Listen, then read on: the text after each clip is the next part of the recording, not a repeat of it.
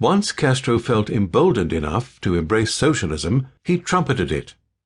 I became a communist on my own before reading a book by Marx, Engels, Lenin, or anyone. I became a communist by studying capitalist political economy, and when I had some understanding of that problem, it actually seemed to me so absurd, so irrational, so inhuman, that I simply began to elaborate on my own formulas for production and distribution. That was when I was a third-year law student at the University of Havana, and I'll tell you something more, because I do not hide my life, nor my origin, nor do I have any reason to invent things.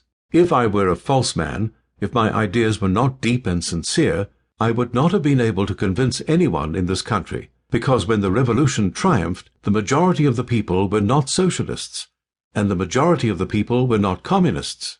But when the revolution triumphed, my convictions were socialist, were communist.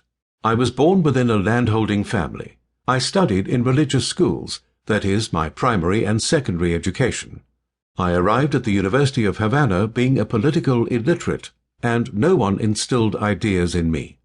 These ideas were the result of my own analysis and my own meditations. I am very sorry not to have had, since I was a child, someone who would have educated me politically. Since I had to discover that on my own, I became what would be called a utopian communist. Then I discovered Marxist literature, the Communist Manifesto, the works of Marx, Engels, and Lenin.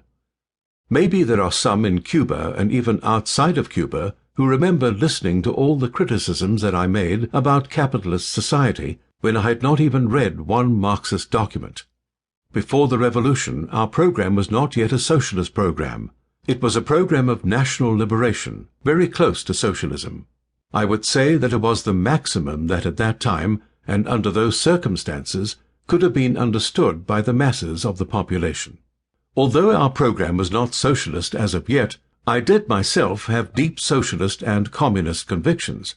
When the revolution triumphed, the people were still not socialists or communists, because they were still too deceived, too poisoned through anti-communist propaganda, McCarthyist propaganda, too poisoned by bourgeois papers, bourgeois books, bourgeois cinema, coming exclusively from the United States. What made our people socialists and communists? The revolutionary laws, the work of the revolution, persuasion, and education.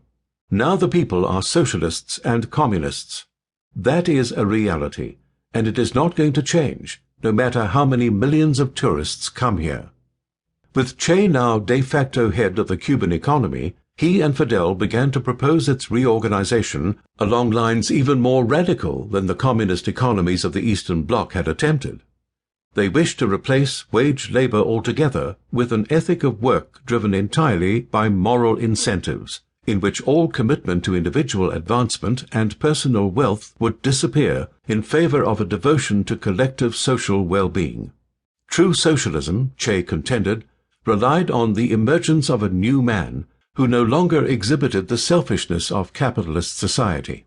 In the face of such hostile rhetoric, Cuba's wealth began to flow out of the country, along with a large part of the upper and middle class. With the United States and its European allies now hardened in their hostility to the new government, under Castro's direction, Cuba signed a comprehensive trade pact with the Soviet Union in February 1960. The battle lines were now drawn, placing Cuban-U.S. relations within the Cold War dichotomy that had first divided Europe in the wake of World War II, and then spread across Asia during Mao's rise in China, the Korean War, and the struggle for independence in Indochina.